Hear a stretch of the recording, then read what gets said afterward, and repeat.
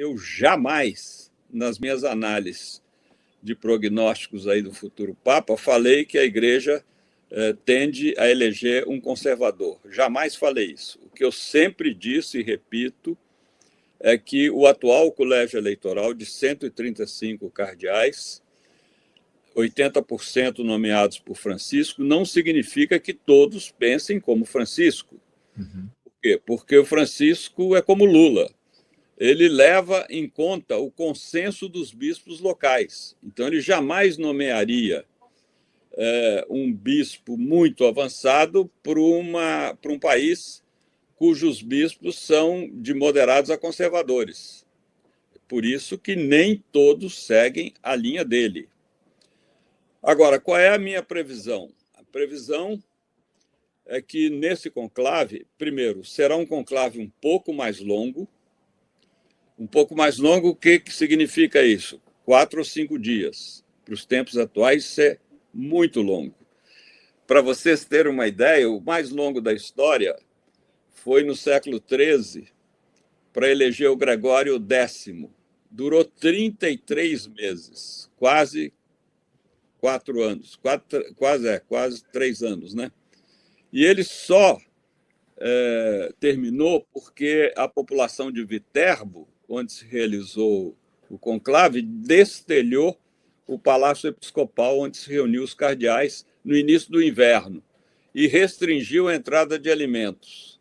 Então, os cardeais, com medo do frio e da fome, trataram de eleger logo o Gregório X, que foi quem estabeleceu as regras para os conclaves, né? Inclusive o sistema de votações, primeiros dias, 4 votações, que exigem para a eleição o consenso de 2 terços, né, dos votos, e depois de umas tantas votações, não me lembro exatamente, então passa a metade mais 1.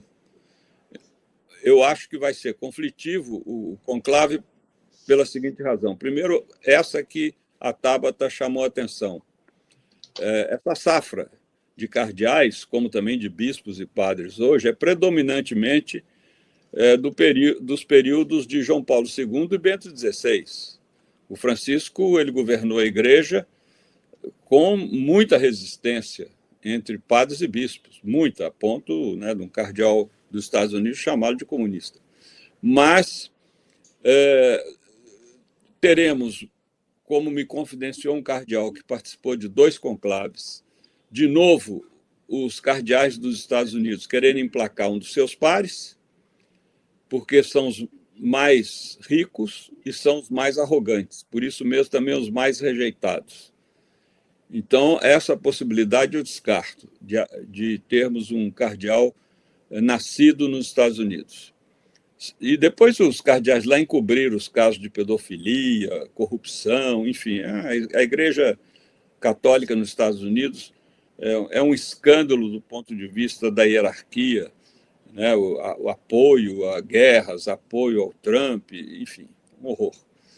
Mas tem gente boa, tem gente muito boa, deve ser justo.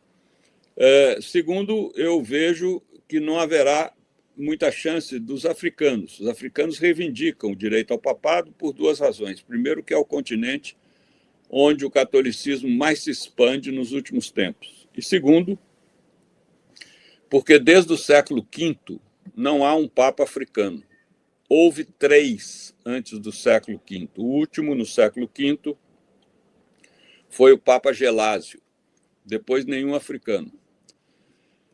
A possibilidade é muito remota porque eles são de moderados a conservadores, predominantemente conservadores. Há um, que é exceção, que é o cardeal Turkson, de Gana, que realmente pode ser eleito, pode nos surpreender. Então, a minha avaliação é que, de novo, o papado voltará às mãos dos italianos, né? Os italianos lutam por isso desde que João Paulo II foi eleito, né, inconformados de terem perdido essa hegemonia, esse privilégio. E acredito que entre os italianos há 5 cardeais muito afinados com Francisco, todos 5 nomeados por ele, mas eu acho que o que tem mais chance é o cardeal Zucchi, de Bolonha, que é o presidente da Conferência Episcopal da Itália. Porque para ser eleito Papa hoje, há alguns requisitos que têm que ser observados. Tem que ser um poliglota, tem que ser alguém não muito jovem, porque a Igreja não quer mais um papado tão longo quanto foi o de João Paulo II, 26 anos, mas também não quer um Papa que vai ter que enterrar a semana que vem.